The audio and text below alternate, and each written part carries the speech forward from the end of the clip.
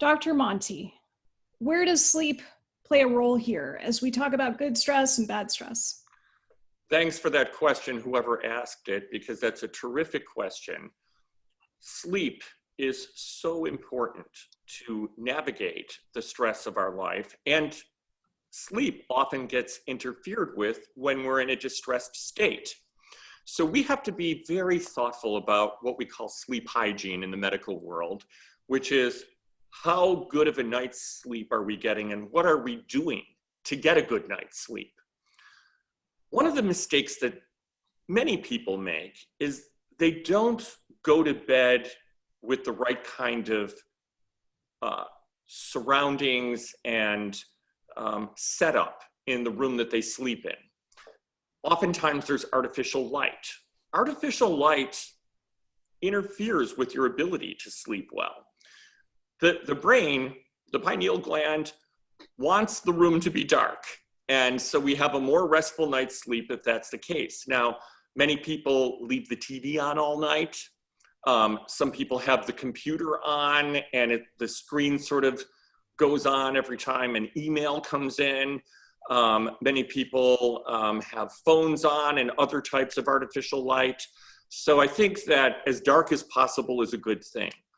Also, you want to kind of behaviorally create your bedroom as much as possible to be for sleep, so that your brain gets triggered when you walk into the bedroom at night, that's a time to rest and go to sleep versus a time to do more work. So it shouldn't be that you retire to the bedroom at night to answer your emails. Answer your emails someplace else and then retire to the bedroom to sleep.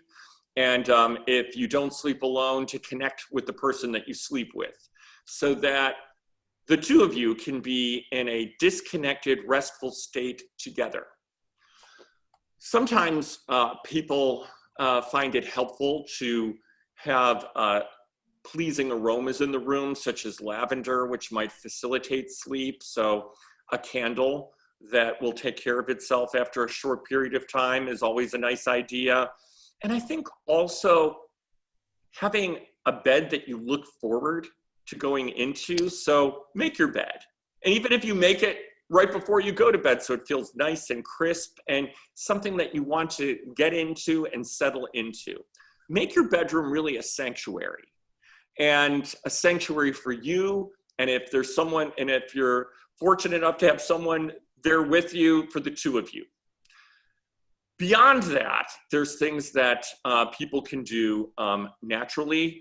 Oftentimes when people, as they get into those middle decades of life, start to struggle with falling asleep or staying asleep, we talk to them about melatonin, and we talk about that in the book.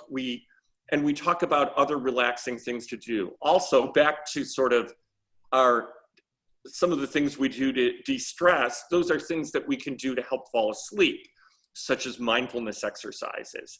And in fact, there are terrific mindfulness apps, some of them, by our group, but others that are just commercially available, that can help you to fall asleep in minutes. And sometimes if I'm feeling a little bit insomniac because there's a lot on my mind, and I put on one of those mindfulness apps, I'm out.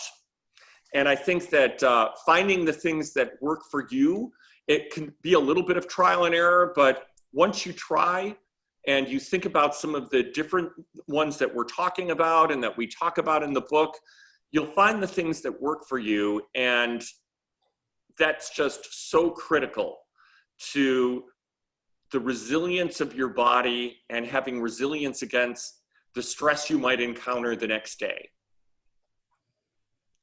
I love that, Dr. Monti. You just helped me set up, I think, a beautiful night of sleep.